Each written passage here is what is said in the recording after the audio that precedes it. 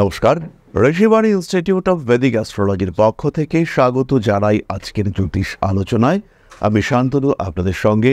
আলোচ্য বিষয় বিশুদ্ধ জ্যোতিষ, গ্রহ সঞ্চার, গ্রহ সংযোগ, গ্রহ কনজাংশন, এই সমস্ত বিষয় নিয়ে আমরা আলোচনা করব। এবং সেই কনজাংশন যখন শনি এবং রাহুর মধ্যে হয়ে থাকে, যখন সেই কনজাংশন দুটি ভয়ঙ্কর পাপ গ্রহের মধ্যে হয়ে থাকে, তখন সেই কনজাংশনের গুরুত্ব কিন্তু ভীষণভাবে বাড়ে। তার উপরে যখন সেই কনজাংশন প্রায় 57 বছর পরে পুনরাবৃত হতে দেখতে পাওয়া যায়, তখন তার গুরুত্ব কতটা বাড়তে পারে সেটা তো আপনারা উপলব্ধি করতেই পারবেন। রাহু, যাকে কালের সঙ্গে তুলনা করা হয়, কাল অর্থাৎ যে কিনা সর্বগ্রাসী, যে সমস্ত কিছুকে জয় করতে পারে, যাকে কেউ পরাজিত করতে পারে না, সেই কালের সঙ্গে তুলনা করা হয় রাহুকে। এবং শনিদেব, যিনি হচ্ছেন মোস্ট জাজমেন্টাল প্ল্যানেট, যিনি বিচারক, এই দুই একত্র হচ্ছে এবং তারা একত্রিত হচ্ছে কালপুরুষের দ্বাদশ রাশিতে। দ্বাদশ রাশি আমাদের মোক্ষ, আমাদের মুক্তিকে নির্দেশ করে। ফলে এই রাহু শনি কম্বিনেশন কালপুরুষের দ্বাদশ রাশিতে, এটা কিন্তু ভীষণভাবে গুরুত্বপূর্ণ। আমরা ইতিমধ্যেই বিভিন্ন ভিডিওতে জানতে পেরেছি যে এই কম্বিনেশন নেগেটিভ একটি কম্বিনেশন। তবে প্রত্যেকটি নেগেটিভিটি তার সঙ্গে সঙ্গে জুড়ে থাকে পজিটিভিটি, কারণ প্রত্যেকটা ধ্বংসের পরেই শুরু হয় নতুন সৃষ্টি। প্রত্যেকটা ক্ষতির সঙ্গে সঙ্গে যুক্ত হয়ে থাকে নতুন উন্নতির বীজ। তাই এই কম্বিনেশন যতটা ঘাতক, ততটাই উন্নতি সূচক। এইটা আমাদেরকে মাথায় রাখতে হবে। আজকে আমরা আলোচনা করব সিংহ রাশির বিষয়, এবং সিংহ রাশির মানুষদের ক্ষেত্রে ঢাইয়া শুরু হতে চলেছে। ঢাইয়া চলতে চলতে এই কম্বিনেশন, এটা কিন্তু যথেষ্ট অর্থবহ। তবে এটা ভালো যে সিংহের দ্বিতীয় থেকে কেতু সরে যাবে। তবে এটা ভালো যে সিংহের দ্বিতীয় থেকে কেতু এবং অষ্টম থেকে রাহু সরে যাচ্ছে। আর এটা খারাপ যে সিংহের লগ্নতেই কেতু আসছে এবং সিংহের সপ্তমে রাহু ঢুকছে। তার সঙ্গে সঙ্গে অষ্টম ভাবে মীন রাশিতে শনিদেব থাকছেন। প্রথম পর্যায়ে তাকে আমরা 2 বছর 3 মাস দেখতে পাবো। শনিদেবের এই যে মীন রাশিতে রাহুর সঙ্গে সংযুক্ত অবস্থা, এটি তৈরি হবে 15ই এপ্রিল। 15ই এপ্রিল 2025 শনি এবং রাহু এরা একত্রে অবস্থান করবেন। এবং 15ই এপ্রিল 2025 তার অন্তত 15 দিন আগে, 15 দিন পরে এর ইম্প্যাক্ট ভীষণভাবে দেখতে পাওয়া যাবে। প্রাকৃতিক দুর্যোগ, দুর্ঘটনা, সামাজিক পরিবর্তন ইত্যাদি যেমন ঘটতে পারে, রাষ্ট্রশক্তির ক্ষেত্রেও পরিবর্তন আসতে পারে। বিভিন্ন জায়গায় ঝামেলা, অশান্তি, তার মাত্রা সেটা বৃদ্ধি পাওয়ার একটা সম্ভাবনাও সৃষ্টি হতে পারে। তার সঙ্গে সঙ্গে অবশ্যই প্রত্যেকটি মানুষের ব্যক্তি জীবন, সেখানেও কিন্তু কিছু না কিছু সমস্যা, অস্থিরতা সৃষ্টি হবে। এই অস্থিরতার মধ্যেও স্থিরতা খুঁজে বার করবার চেষ্টা, এটাই আমরা করব। প্রথমেই খেয়াল রাখতে হবে, অষ্টম ভাবে এই শনিদেব হতাশার মধ্যে আশার সঞ্চার করতে পারেন। কোন একটি বিষয় যেটিকে আপনি ভেবেছিলেন লস্ট কেস, এটি আপনার জীবনে আর ফিরে আসবে না, এমন কোনো ঘটনা সেটা ফিরে আসবার সম্ভাবনা তৈরি করবে। তাই আরেকবার নিজেকে পুনরুজ্জীবিত করে তুলবার চেষ্টা, এটি কিন্তু সিংহ রাশি বা লগ্নের মানুষ তারা করতে পারেন। সেই বিষয়টিকে বুস্ট করবার চেষ্টা করবে রাহু। স্পেশালি কোনো একটি টাকা পয়সা যেটা একদম ব্লক হয়ে গিয়েছিল, যেটা আপনি ধরেই নিয়েছিলেন যে আর পাবো না, সেটা ফিরে পাওয়ার একটা প্রচেষ্টা সেটা সৃষ্টি হতে পারে। সিংহ রাশি বা লগ্নের মানুষদের ক্ষেত্রে এই সময় স্পিরিচুয়াল অ্যাটাচমেন্ট বাড়তে দেখতে পাওয়া যাবে। কিন্তু বিষয়টি হলো, এমন একটি ঘটনা ঘটলো যেটি আপনাকে স্পিরিচুয়ালি অ্যাটাচড হতে বাধ্য করলো। এটা কখনোই অভিপ্রেত নয়, আমরা কখনোই এটা চাইতে পারি না, এটা আনএক্সপেক্টেড। তো এই ধরনের ঘটনা যেটা আপনাকে স্পিরিচুয়াল অ্যাটাচমেন্টের দিকে ঠেলে দিল, সেই রকম কোনো ঘটনা না হওয়াই উচিত। কিন্তু এরকম কোনো ঘটনা অবশ্যই ঘটতে পারে। তাই অবশ্যই প্রিকশনস নিতে হবে। মহামৃত্যুঞ্জয় মন্ত্রের পাঠ আপনার করা উচিত এবং আপনার জন্য এটা অত্যন্তই শুভ। সিংহ রাশি বা লগ্নের মানুষদের কয়েকটি বিষয় খেয়াল রাখতে হবে। এই সময় অর্থাৎ এই এপ্রিল মাসের 15 তারিখের আশেপাশে বড় ইনভেস্টমেন্ট, এটা আমরা অ্যাভয়েড করবার চেষ্টা করব। আমরা খেয়াল রাখবো যাতে আমরা প্রতারিত না হই, কোনো মানুষ যেন আমাদেরকে ইউজ করতে না পারেন। ভীষণ রকম বড় কোনো দায়িত্ব, সেটা আমরা এই সময় এড়িয়ে চলবার চেষ্টা করব। সিংহ রাশি, সিংহ লগ্নের মানুষদের সাধারণ দায়িত্বের মাত্রা কিন্তু অনেকটাই বেশি। আমরা সবসময় চেষ্টা করব যে এই ধরনের দায়িত্ব আসলেও সেটাকে কিছুদিনের জন্য স্থগিত রাখতে, ডিলে করতে। তারপরে আমরা এই কাজটাই করব, কিন্তু কিছুদিন পরে। রিলেশনশিপগুলি যেগুলি আপনাকে ডিস্টার্ব করছে, সেগুলিকে নিয়ে কোনো স্ট্রিক্ট ডিসিশন সেটা আমরা এই সময় না নেওয়ারই চেষ্টা করব। আমরা খেয়াল রাখবো যে এই সময় কোনো রকম বড় অশান্তি, কোনো রকম বড় ঝামেলা সেগুলি যেন না হয়। রিলেশনশিপের ক্ষেত্রেও কোনো রকম হঠকারিতা সেটা কিন্তু আমরা করব না, এবং চেষ্টা করব রিলেশনশিপের অতি গভীরতায় না প্রবেশ করবার। অ্যাটাচমেন্ট বাড়তেই পারে, কিন্তু একটা নিয়ন্ত্রণ এটা আমাদেরকে সবসময় রাখার চেষ্টা করতে হবে। মীন রাশি অতিক্রম করে রাহু কুম্ভে প্রবেশ করবেন তার আগেই রাহু শনি কনজাংশন, এটা কিন্তু ভীষণ অর্থবহ। এই সময় বাড়িঘর পরিবর্তন, এই ক্ষেত্রে একটু সাবধান থাকতে হবে। এবং যারা গর্ভবতী মা রয়েছেন, যারা এই সময় গর্ভ ধারণ করে রয়েছেন, তাদের ক্ষেত্রে কিন্তু একটু সাবধানতা অবলম্বন করবার প্রয়োজনীয়তা অবশ্যই আছে। একটু সিস্টেমেটিক লাইফ, এটা কিন্তু আপনাকে যথেষ্ট ভালো রাখবার চেষ্টা করবে। খুব বড় পরিবর্তন, সেটা ফাইন্যান্সিয়াল হতে পারে, সেটা সোশ্যাল হতে পারে, সেটা রিলেশনশিপের ক্ষেত্রে হতে পারে, এটা এই সময় আসতে পারে। পরিবর্তন যাই আসুক না কেন, সেটাকে আমরা অ্যাকসেপ্ট করবার মেন্টালিটি অবশ্যই রাখবো। সিংহ রাশি বা লগ্নের মানুষদের হঠাৎ প্রাপ্তিযোগের একটা সম্ভাবনা ঠিক এই সময়টায় দেখতে পাওয়া যেতে পারে। 15 তারিখের আশেপাশে হঠাৎ করেই একটা বড় অ্যামাউন্ট আপনি পেয়ে গেলেন, হঠাৎ করেই আপনার একটা বড় অর্থনৈতিক প্রাপ্তি ঘটল। এইটা কিন্তু আপনার ক্ষেত্রে অবশ্যই হতে পারে। এবং যদি আপনি এরকম টাকা পয়সা পেয়ে গিয়ে থাকেন, সেই ক্ষেত্রে কিন্তু একটু নিয়ন্ত্রিত জীবন আপনাকে যাপন করতে হবে। এই টাকা যাতে নষ্ট না হয় তার প্রচেষ্টা করতে হবে। অর্থনৈতিক রক্ষণাবেক্ষণের চিন্তা, এটাও আপনাকে অবশ্যই করতে হবে। সিংহ রাশি বা লগ্নের মানুষদের ক্ষেত্রে সাডেন চেঞ্জ আসতে পারে এবং এই সময় পেশাগত সম্পূর্ণ পরিবর্তনের সম্ভাবনা, সেটা কিন্তু সিংহের ক্ষেত্রে রয়েছে। যা কিছু হবে তাই হবে শুভ, এই মেন্টালিটি নিয়ে সিংহকে এগিয়ে যেতে হবে। বাধা বিপত্তি যাই আসুক না কেন সিংহ অতিক্রম করতে পারবেন এবং অবশ্যই পারবেন, এই কনফিডেন্স নিয়েই সিংহকে থাকতে হবে। তাহলে এবার চলে আসা যাক প্রতিকার সংক্রান্ত আলোচনায়।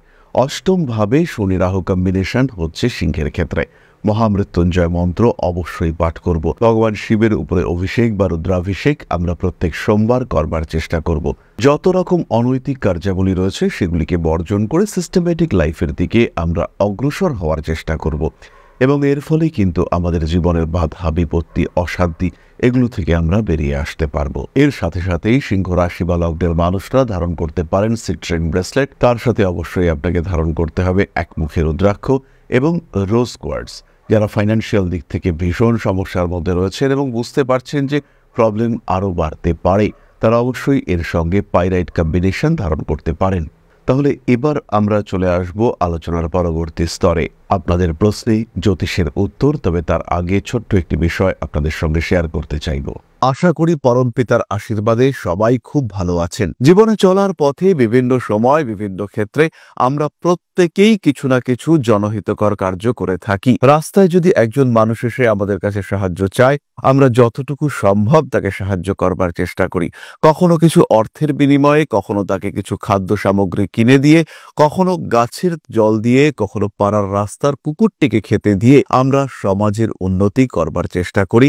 আমরা সমাজের প্রতি আমাদের সামাজিক দায়বদ্ধতা পালন করবার চেষ্টা করি, কারণ প্রত্যেকেই আমরা মানুষ, প্রত্যেকের মধ্যেই রয়েছে মনুষ্যত্ব, প্রত্যেকেই আমরা অপরকে সাহায্য করবার জন্য অল্প বিস্তর দায়বদ্ধ।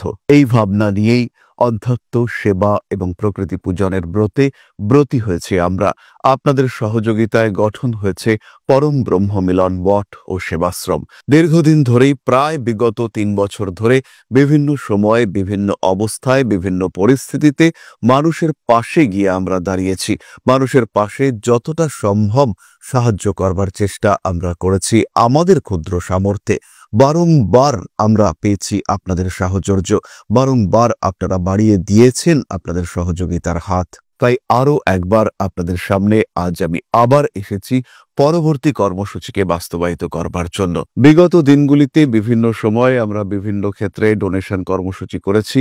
আমরা শীতকালে কম্বল বিতরণ করেছি, মোজা চটি বিতরণ করেছি, মশারি বিতরণ করেছি ডেঙ্গুর সময়, করোনার সময় খাদ্য সামগ্রী বিতরণ করেছি আমরা। তার সঙ্গে সঙ্গে ছোট ছোট শিশুদের পড়াশুনো এগিয়ে যাওয়ার জন্য সারা বছরের সমস্ত শিক্ষা উপকরণ আমরা বিতরণ করেছি। তাদের সঙ্গে আমরা সময় কাটিয়েছি। এদের শিক্ষার ক্ষেত্রে যাতে ডেভেলপমেন্ট হয়, তাই বেশ কিছু এলাকায় আমরা সম্পূর্ণ বিনামূল্য কোচিং সেন্টার পরিচালনা করছি। এবং বিশেষ বিষয়টি হলো যে প্রত্যেকটি ক্ষেত্রেই আপনারা কিন্তু প্রত্যক্ষ বা পরোক্ষভাবে আমাদের সঙ্গে আছেন। এই কর্মসূচিগুলিকে সঠিকভাবে এগিয়ে নিয়ে যাওয়ার জন্য এবার প্রয়োজন হয়ে পড়েছে একটি পরিকাঠামো, একটি সুগঠিত আশ্রমের, যেখানে বেশ কিছু মানুষ আশ্রয় পাবে, যেখানে বেশ কিছু বৃদ্ধ বৃদ্ধা তাদের দিনগুলিকে আরেকটু খুশির মধ্যে নিয়ে আসতে পারবেন, যেখানে বেশ কিছু অসহায় শিশু তাদের অভিভাবক খুঁজে পাবে, যেখানে বেশ কিছু নিষ্পাপ প্রাণ বিকশিত হওয়ার সুযোগ পাবে, যেখানে বেশ কিছু নিষ্পাপ প্রাণী তারা তাদের আশ্রয় খুঁজে পাবে। এই আশ্রম পরিকল্পনার জন্য, তার পরিকাঠামো নির্মাণের জন্য আমরা একটি জায়গা সিলেক্ট করেছি।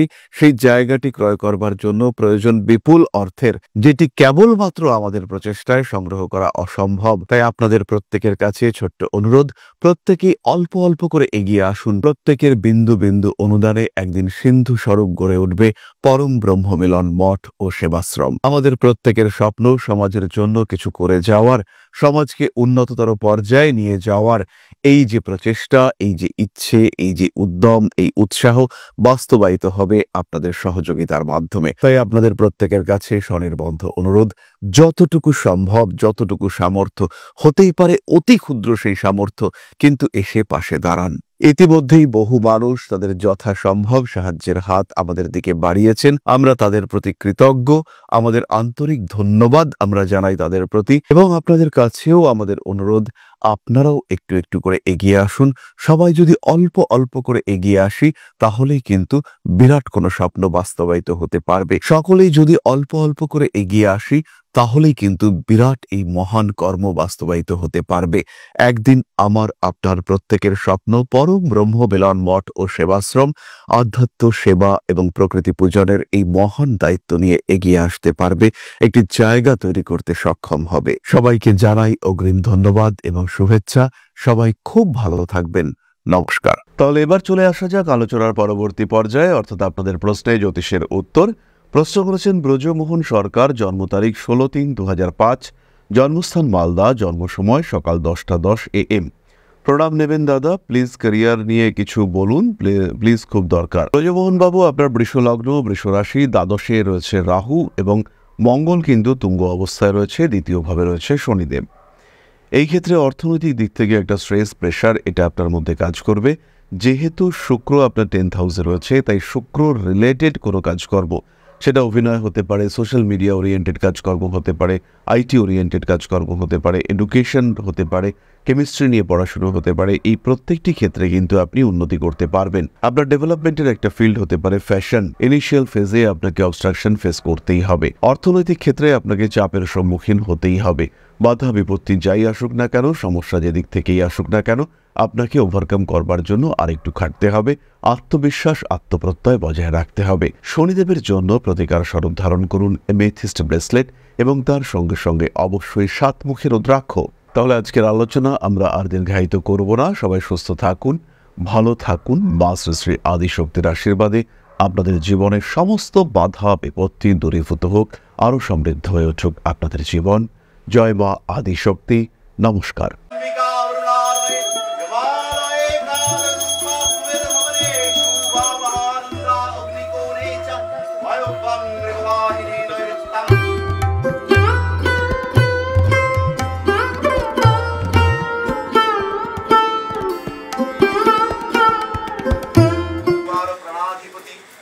दक्षिणा कालिका परिषदाय स्वाहा।